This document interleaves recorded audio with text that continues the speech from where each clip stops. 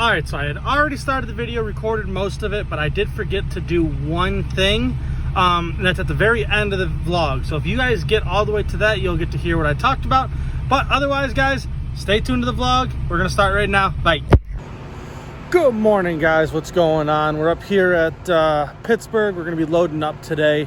I kind of screwed up yesterday when the other day when I recorded that video. I forgot to tell you why this truck that was right here was gonna be so much of a bear to get out of there and what I did to fix it. But this deck right here was dropped down all the way, obviously down to these pins down here, so that way we could get the truck down to height over the Renegade. Well, the problem was I got the truck in there and realized that the truck's four-wheel drive didn't work. If you've hauled cars for a little bit and you realize that you're in a two-wheel drive vehicle that's down in the pockets, it's a nightmare to get out. The way I did it was pretty simple. I just unstrapped it. This isn't as bad as like if you do it on the head rack of the truck, but I think that sun's really bright. I'll do it this way. It's not as bad as if you do it on the head rack of the truck and put it in those wheel pockets, because then you're getting straps out, you're moving decks, you're yanking on the car. Good luck getting it out. For this, all I did was I tilted this deck way in the air, so the truck had a very steep slant coming back off the trailer. And that's what I ended up having to do in order to get that truck out. But guys, I'm going to get all my vehicles real quick. I'm going to show you guys what the load is. You tell me how you think I'm going to load it. I'll give you a real quick hint. The headrack's wheel pockets in spot number 1, I have it opened up to spot 8. So I'm just going to give you that right there. Then I'll show you what the load is, and you tell me how you think this is going to go on. And I'll see y'all in just a minute. Bye. All right, so I know I said that, let me see if I can do this. I know I said that the front deck on number 1, I opened up all the pockets, kind of alluding to the fact that I was going to put a truck up there. And originally I was going to, because I thought this was a Grand Cherokee. Because it's not, I want to just load it faster because it's quicker for me to load it this way. So I'm going to show you in my mind, the reason why I'm changing this. Because normally my idea was I was going to load a 1500 on number 1, the 3500 on 2, nothing underneath it. Then I was gonna go car, Grand Cherokee, Escalade, 1500, and the Golf. That was my original idea.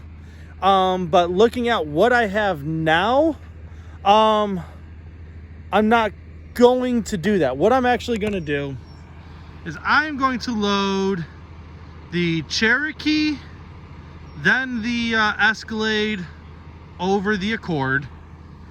Then back here, I'm gonna go 1500 over 1500, 3500 over Golf.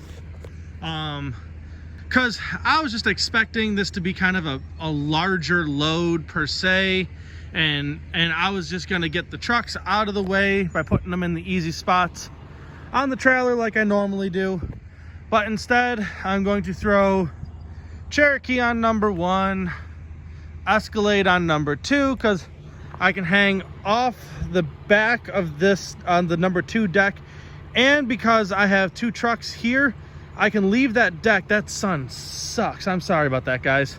I can leave this deck back much further than I normally can if I'm going to be loading 3 across the top, and I'm going to be close between number 2 and number 4 up here. And then obviously here's our 2 cars. They're nice and small. Got the Golf that I'll back on spot number 9 under the 3500, and I got the Accord that I'm going to put in spot number 3. So that's the way I'm going to load it quick, guys. I'm going to try to get out of here in the next hour, but it does take a little bit longer because I got to run the cars. You can't see, but on the bottom of this, over this little ravine right here, or yeah, over this little hill right here going down towards the bottom, there's a guard shack. I got to check all these cars out. So It just takes a couple extra minutes to get loaded here than it normally does if I'm would have just been able to pull all these cars, throw them on the truck real quick and keep going. So that's what we got going on today, guys. I'll see you guys in a couple minutes. I'll show you what this looks like when we're unloaded, and then we're going to CarMax and we're gonna try to knock this week out. So I'll see you guys in a minute. I'm out of breath. I'll be back in a couple. Bye.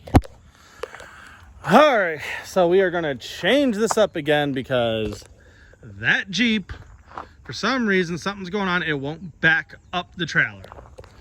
So we're going to, how are we going to rearrange this? I'm going to put the Accord on number 1 to get the 3500 out of the way on number 2.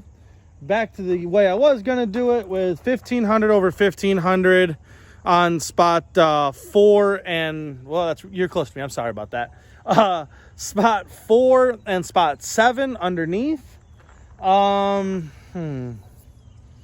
Put the Escalade on the back, top and spot, and that'd be number 6.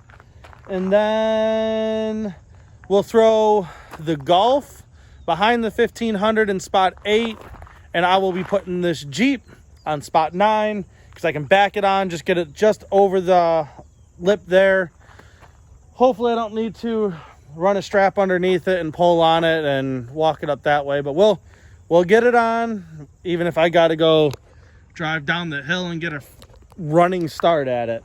But yeah, we'll get that loaded on and get that over there. Let CarMax deal with it's got some sort of transmission issue, I guess. But that's what we got going on. We're gonna have to rearrange again and get this figured out. So I'll see you guys in a minute.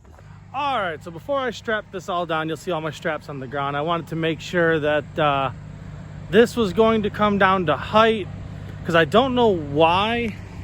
For some reason, I was thinking of loading these two right here like you normally load pickup trucks, and I just didn't.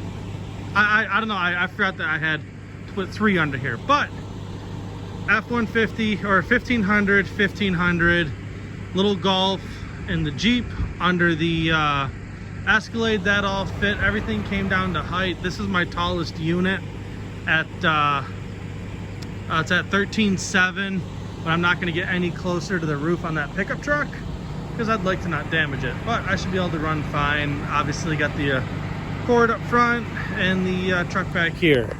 But guys, that's this load. That's what we're doing today. I'm going to raise it all back up now, restrap it and strap it all down, and then we're heading back to Bristol. So guys, again, please like and subscribe. We're trying to hit over 2,400 or 2,500, but I don't think we're gonna make it at the end of this month. But either way, I appreciate each and every one of you guys. If you want to join United Road, as always, the link and everything's down below. But other than that, guys, I'll catch you on the next one. Like and subscribe, and I'll catch you later. Bye.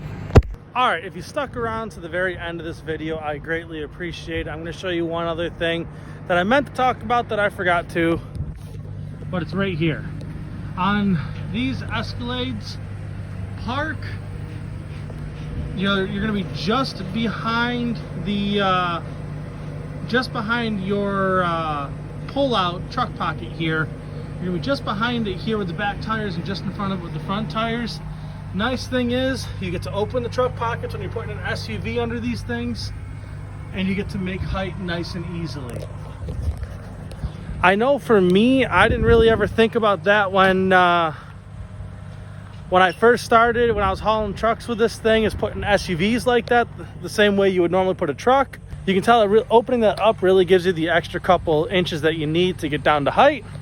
And so that's what I did. That was one thing I wanted to show you guys. But now this vlog is officially over. I'm going to upload it, and I will see you guys on the next one. Thanks.